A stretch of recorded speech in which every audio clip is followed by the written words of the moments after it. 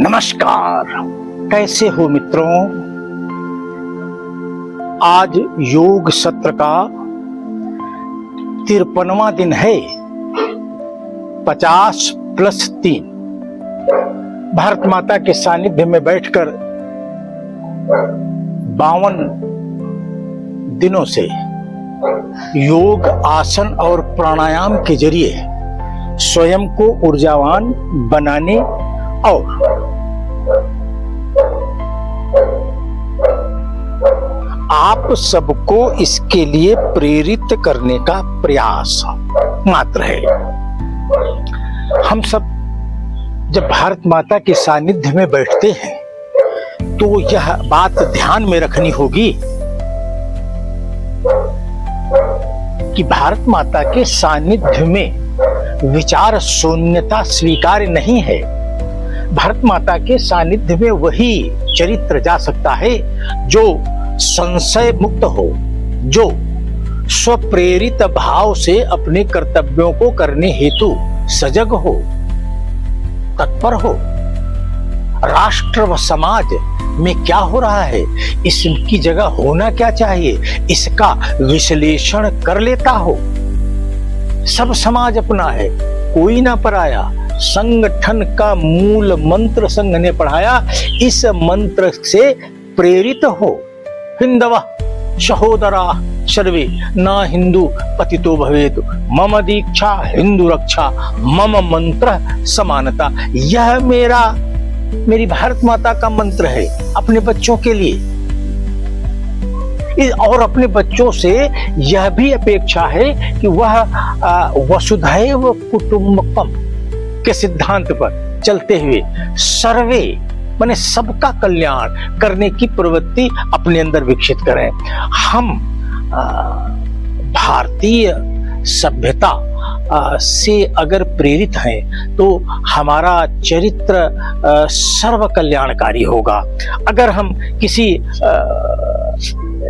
वाद से प्रेरित है, संप्रदाय से प्रेरित है, तो हम संकीर्णता के दायरे में जाकर अपने अपने हितों तक ही सीमित रह सकते हैं। अगर हमें राष्ट्र के साथ चलना है, राष्ट्र के लिए जीना है, राष्ट्र के लिए कुछ करना है, तो भारत भूमि पर यह पता ज्ञात करना होगा कि हम राष्ट्र के लिए कुछ क्यों नहीं कर पा रहे हैं। हम करना तो बहुत कुछ चाहते हैं पर कर नहीं पा रहे हैं, क्यों?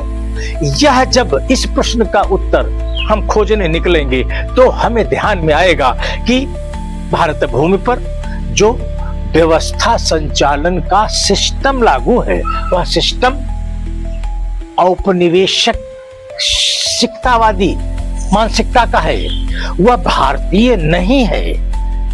वो जो सिस्टम लागू है वह अंग्रेजों के कालखंड का बनाया हुआ सिस्टम, जो भारतीय नागरिकों को नियंत्रित करने के लिए बनाया गया था, अंग्रेजों के हिसाब से नियंत्रित करने का बनाया गया सिस्टम आज वर्तमान कालखंड में भी संविधान के ऊपर सवार होकर हम सबको लज्जित कर रहा है, दंडित कर रहा है।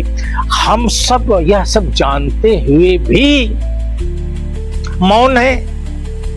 इसका मतलब हम भी विचार शून्य हैं। अगर हम विचार शून्य ना होते तो हमारे अंदर इसकी पीड़ा होती और हम इसे बदलने हेतु कोई प्रयास कर रहे होते।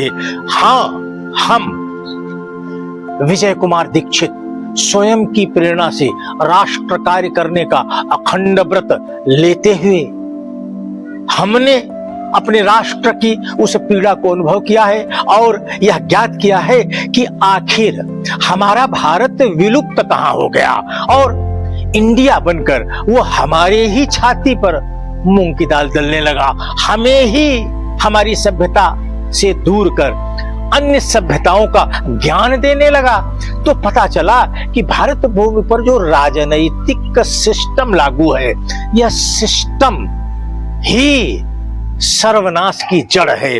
अगर सिस्टम ही सर्वनाश की जड़ है, यह मूल्यांकन कोई विद्वान करता है तो सिर्फ इतना कह देने मात्र से कि सिस्टम खराब है, इसकी वजह से हम पिछड़े हैं, इतना नहीं चलेगा, यह मान्य नहीं होगा। अगर हमें लगा है कि भारत का सिस्टम खराब है, उस सिस्टम की वजह से ही हम भारत के रूप में प्रकट नहीं हो पा रहे हैं, उस सिस्टम की वजह से ही हमारी सभ्यता विलोपित हो गई है, तो उस सिस्टम की जगह ऐसा कौन सा सिस्टम हो जिस पर हम चलकर अपनी सभ्यता को आज के भारत में प्रकट कर सके, आज का इंडिया कल का भारत बन सके। हम अपने उस प्रकटीकरण के भारत को लेकर जब अखिल विश्व में जाएंगे तो वह भारत विश्व गुरु की भूमिका में हमें स्वीकार होगा। यह इंडिया जिसे हम भारत भी कह लेते हैं, इंडिया भी कह लेते हैं, जहां जो सुविधा हो, ऐसे वातावरण को, ऐसे सिस्टम को लेकर जब हम किसी अन्य राष्ट्र में पहुंचते हैं तो अन्य सभी राष्ट्रों का सिस्टम हमारे सिस्टम से श्रेष्ठ, राष्ट्रवादी और जन कल्याणकारी दिखता है। हम वहीं से पिछड़ जाते हैं। उनका क्यों दिखता है? क्योंकि उनकी संस्कृति के अनुरूप, क्योंकि उनकी सभ्यता को बचाने के अनुरूप वहां का संविधान बना है। मेरा भारत में जो संविधान लागू है यह किसी अंबेडकर का बनाया हुआ है, और उन्होंने भारत के लिए यह संविधान बनाया ही नहीं था, वह तो स्वयं हीन ग्रंथि से पीड़ित थे। अंग्रेजों के बहकावे में आकर उन्होंने इंडिया का संविधान अपनी जिम्मेदारी पर इसलिए स्वीकार किया कि कल यही संविधान और इस संविधान पर हस्ताक्षर कराने वाले वह अंग्रेज हमें ही महान मानेंगे। आज भी ऐसा ही हो रहा है। हम सिस्टम को बदलने के बजाय, सिस्टम को परिमार्जित करने के बजाय हम संविधान बदलने की चर्चा की ओर मुड़ जाते हैं। हमें संविधान बदलने की कोई आवश्यकता है ही नहीं। हमारे लिए तो आवश्यक है वह सिस्टम जो संविधान के आर्टिकल, अनुच्छेदों की व्याख्या करता है और वह व्याख्या के अनुरूप संविधान समाज में लागू करता है। वो सिस्टम कौन है, किसका है? जिस सिस्टम में चपरासी से लेकर और ब्यूरोक्रेट तक नीतियां बनाते हैं और वह नीतियां सरकार के जरिए हम सब तक आती हैं। वह सरकार कौन चला रहा है यह मायने नहीं रखता, सिस्टम कौन है यह मायने रखता है। सरकार कोई भी हो, जवाहरलाल नेहरू से लेकर और नरेंद्र भाई मोदी तक सब चले, अपनी अपनी चाल चले। कुछ दूर चलने के बाद सिस्टम ने रगड़ दिया, वहीं के वहीं फिर आ गए। भारत जहां था वहीं फिर पहुंच गया। यह 1948 से लगातार हो रहा है। हम जरा सा संभलते हैं और फिर गिर जाते हैं, फिर जरा सा संभलते हैं, फिर गिर जाते हैं। हमने फिर संभलना प्रारंभ किया। हमने भारत में 1,01 स्थानों पर विराट हिंदू संगम कर भारत माता की आरती की और यह उद्घोष किया कि अब हम भारत को प्रकट करेंगे। ठीक उसी समय यूजीसी के माध्यम से हमारे उसी हिंदू समाज को विखंडित कर दिया गया। यह विखंडन किसने किया? तो प्रश्न आएगा कि भाजपा की सरकार है, सरकार मोदी, नरेंद्र भाई मोदी चला रहे हैं, तो उन्होंने ऐसा किया होगा? जी नहीं। सरकार के अंदर 75% शक्ति सिस्टम की होती है, 25% की शक्ति इन राजनीतिक दलों के नेताओं की होती है। नेता अपने हिस्सा लेने वहां जाते हैं, पर पूरी व्यवस्था उनकी जानकारी में नहीं होती। पूरी व्यवस्था की जानकारी उस सिस्टम के पास है जो सिस्टम ब्यूरोक्रेट के पास सुरक्षित है। ब्यूरोक्रेट ही विवाद की जननी है और वही भारत के न प्रकट होने का दोषी है।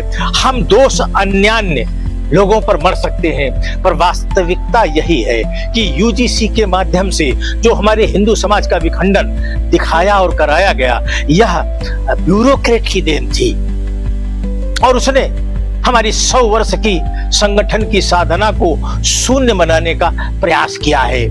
इसका संज्ञान कौन लेगा? जो इस साजिशों को संज्ञान में रखता होगा। यह साजिशें संज्ञान में उसी की आ पाएंगी जो राजनीति नहीं करता होगा। तो फिर क्या करता होगा? अगर वह राजनीति इस भारत भूमि पर नहीं करता है और भारत भूमि पर अंग्रेजों की ही राजनीति का सिस्टम लागू है, तो वो किस सिस्टम के द्वारा किस बदलाव की मांग करे? अगर वह यह बता दे तो सिस्टम की जगह कौन सिस्टम आ सकता है, कौन सिस्टम भारत को प्रकट कर सकता है, कौन सिस्टम हटाया जाए, अगर हम यह जानते हैं तो हम भारत के बारे में भी जानते हैं। भारत के अंदर जो सिस्टम लागू है वह हमारा नहीं है। उसे जब हम हटाएंगे तो हमें यह कहना पड़ेगा कि अब भारत भूमि पर राजनीति नहीं,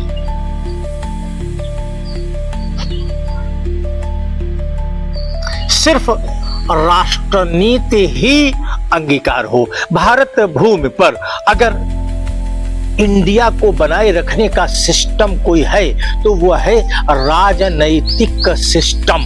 उस सिस्टम को बनाए रखने का प्रयत्न और उस सिस्टम के अनुरूप चलाई जाने वाली व्यवस्था।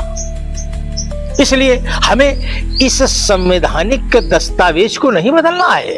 इस दस्तावेज का प्रथम पृष्ठ राष्ट्रगान का है, जिसके पास चक्र है। यह चक्र ही सिस्टम है। और अंतिम पृष्ठ है राष्ट्रगीत का, जो राष्ट्रगान के अनुयायियों के द्वारा सांप्रदायिक घोषित है। तो इस संवैधानिक दस्तावेज में सिस्टम है राष्ट्रगान के पास, जो जॉर्ज पंचम के स्वागत में गाकर हमें मूर्ख बनाकर उसे राष्ट्रगान की परिधि में लागू कर दिया गया। और सिस्टम जॉर्ज पंचम के ही सिद्धांत को इसी संवैधानिक व्यवस्था से लागू कर लिया गया। और राष्ट्रगीत माने भारतीय सभ्यता को पोषित करने वाला सिस्टम सांप्रदायिक करार देते हुए उसे संविधान के आखिरी पन्ने पे समेट दिया गया। इतनी बड़ी साजिश भारत के साथ हो गई, हम उस समय सक्षम नहीं थे, इसलिए हम इसे नहीं रोक पाए। ठीक है, हमने संकल्प लिया कि हम अपने समाज संगठन को खड़ा करेंगे और एक दिन इतना शक्तिशाली अपने समाज को बनाएंगे कि वह समाज शक्ति से ही शांति को स्थापित करेगा। हम आज इस युग संधि में स्वयं की शक्ति को साथ लेकर प्रकट हो रहे हैं। समाज संगठन की शक्ति भारत के प्रकटीकरण का आधार बनेगी। तो यह भारत का दस्तावेज, जिसे हम संविधान कहते हैं, इसका प्रथम पृष्ठ राष्ट्रगान की बजाय राष्ट्रगीत के दायरे में आएगा। और वह चक्र रूपी सिस्टम राष्ट्रगीत के संरक्षण में जब भारत में संचालित और परिभाषित किया जाएगा, तब भारत प्रकट होगा। अभी किसी भी कोण से, किसी भी दिशा से, किसी भी संगठन से, किसी भी तरह के नेतृत्व से, किसी भी तरह के जाति पात संप्रदाय के व्यक्ति से हम इस सिस्टम को बदल नहीं सकते। इसके लिए हमें राजनीति नहीं, सिर्फ राष्ट्रनीति को ही अंगीकार करना होगा। जब यह अनुभव आया कि भारत का व्यवस्था परिवर्तन संविधान बदलने से नहीं, बल्कि सिस्टम बदलने से होगा, तब वह विचार एक पुस्तक के रूप में लाया गया। हम कोई भी विचार अगर हम समाज में ऐसे ही बोलते हैं तो वह राजनैतिक धारा में परिभाषित किया जा सकता है, जो हमारे लिए समबोधन की परिधि में होना चाहिए। 3 प्रकार के बोधन है: संबोधन, उद्बोधन और प्रबोधन। संबोधन राजनैतिक मलिच्छ करते हैं, जो समाज के सभी वर्गों को, सभी जातियों को संतुष्ट रखने की एक शाब्दिक कला लेकर आते हैं। उसे बोलते हैं संबोधन, सबको सम मानकर। पर हम सब नहीं हैं। हमारे अंदर बुद्धि से, रक्त से, श्रेष्ठता से, मलमूत्र त्याग करने की विधि परंपरा से, आस्था को मानने से भेद है। हम एक नहीं हैं। हमारे सब में कुछ कुछ अंतर है। चरित्र और वृत्ति में हम उस अंतर को भी तो माने, पर राजनैतिक व्यक्ति सबको सम मानकर जब सम बात करता है तो हम अपने व्यक्तित्व को भूल जाते हैं। सामने वाले व्यक्तित्व को महान मानकर उसकी मूर्खतापूर्ण संबोधन की बातों को अपने ऊपर स्वीकार कर लेते हैं और समाज में जाकर उसके संबोधन को आधार बनाकर हम बहस करते हैं। यही वैश्यारूपी धर्मनिरपेक्ष राजनीति है। एक है दूसरा उद्बोधन।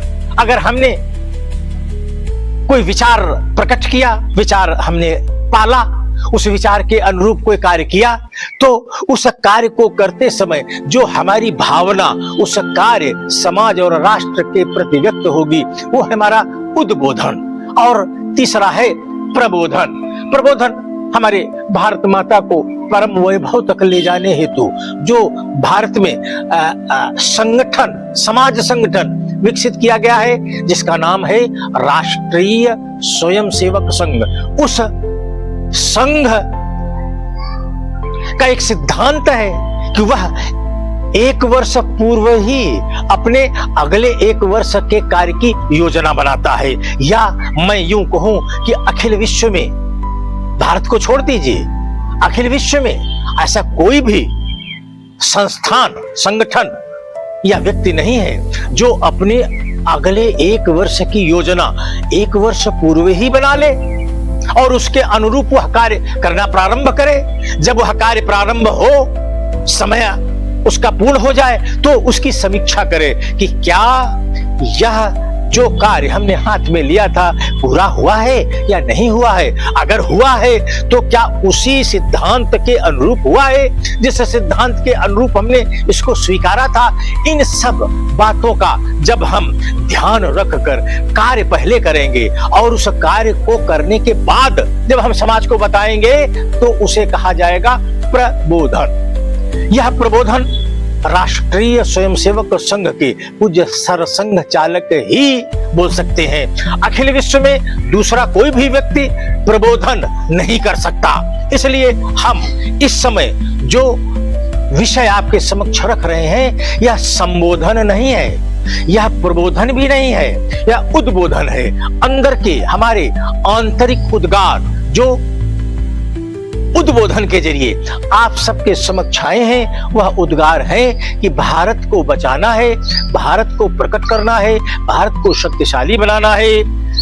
तो हमें भारत के अंदर इंडिया के लिए लागू सिस्टम और राजनैतिक सिस्टम को समाप्त कर भारत के लिए राष्ट्र नीति का सिस्टम लागू करना होगा। इसके लिए हमें तेज आवाज में दहाड़ कर साहस के साथ राष्ट्र के उन विधर्मियों के समक्ष खड़ा होकर या बोलना होगा कि अब भारत भूमि पर राजनीति नहीं, सिर्फ राष्ट्रनीति ही अंगीकार हो।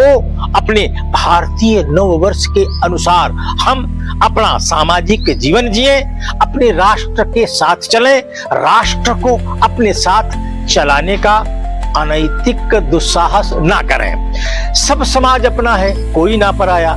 ऐसे मंत्र को आधार बनाकर जब हम समाज में चलेंगे तो समाज समरस होगा, समाज जागरूक होगा, समाज अपने कुटुंब से लेकर सामाजिक दायित्वों के प्रति जागरूक होगा, उस पर चलेगा तो कोई कर्तव्य भी जगेगा। वह कर्तव्य हमें प्रदूषित वातावरण को शुद्ध करने की ओर प्रेरित करेगा। जब हम इन कार्यों को कर लेंगे तो हमारे अंदर एक स्वाभिमान, एक स्व की कीर्ति, एक स्व की एक अखंड ज्योति जलेगी। वह हमारे स्व के वातावरण को जागृत कर देगी और हमें आभास दिलाएगी कि भारत अभी स्व से अनभिज्ञ है। भारत अभी विदेशी स्व को अपना स्व मानकर 31 दिसंबर की रात को नाचता गाता हुआ, मूर्खता करता हुआ, विचार शून्य मानव रूपी कीड़े मकोड़ों की भांति बजबजाता हुआ देखा जा रहा है। जब हम अपने वर्ष प्रतिपदा के दिन अपने भारत के साथ भारतीयों को लेकर जब अपने भारतीय नववर्ष को सर्व स्वीकार्य अंगीकार करेंगे, उसे सूर्यदेव भगवान की प्रथम किरण को अर्घ्य देकर गर्वपूर्वक मनाना प्रारंभ कर देंगे, तब भारत में राष्ट्र नीति का सिस्टम अनुभव होगा, लागू होगा। तब हम कहेंगे कि अब भारत भूमि पर राजनीति नहीं, सिर्फ राष्ट्रनीति ही अंगीकार की जाए। यह पुस्तक प्रकाशित हो चुकी है। वर्ष प्रतिपदा के दिन माने भारतीय नव वर्ष विक्रम संवत 2083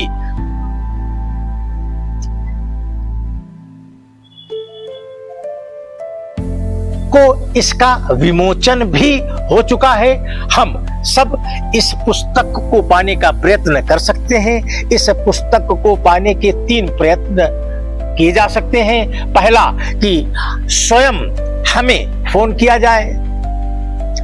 हम सोशल मीडिया पर अपने इस पुस्तक के ऊपर एक फोन नंबर लिखकर भी भेज रहे हैं कि अगर कोई राष्ट्रवादी भारत के साथ चलता हुआ भारत को प्रकट करने का संकल्प लेना चाहता है तो वह इस पुस्तक को अवश्य ले। इस पुस्तक में हम चरित्र को सुव्यवस्थित कर इंडिया से भारत की ओर जाते हुए अपने विचार को ले जाते हुए दिखाएंगे। यह पुस्तक हमें बरगलाती नहीं है, यह पुस्तक हमें उस मार्ग को दर्शित कराती है जिस मार्ग पर हमें भी चलना है और भारत को भी चलाना है। यह मार्ग अवश्यंभावी है।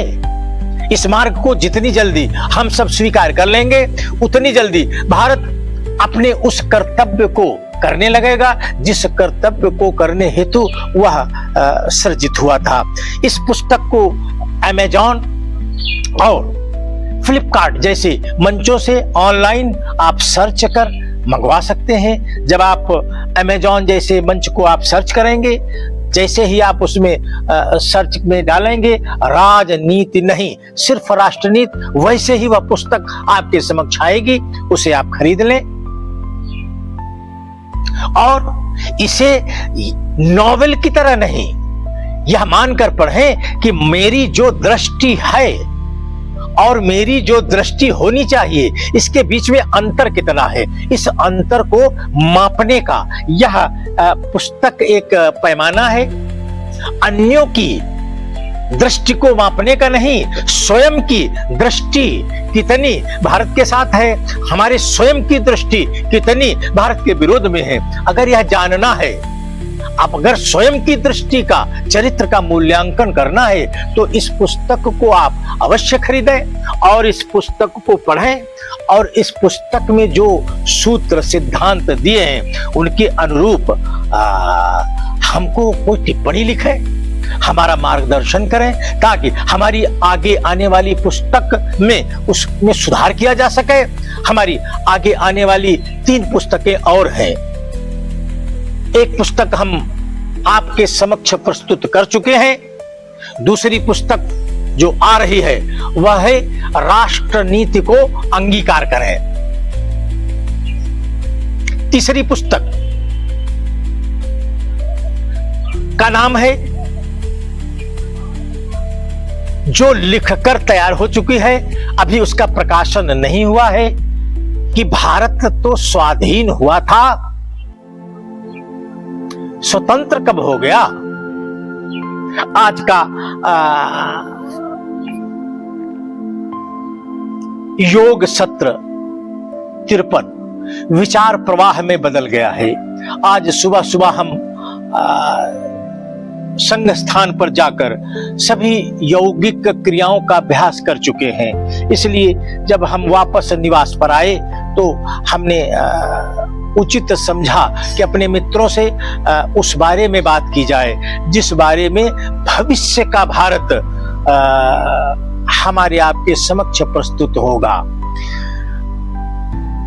अगर हम चैतन्य हैं तो अभी से इस प्रयास को समझें, वरना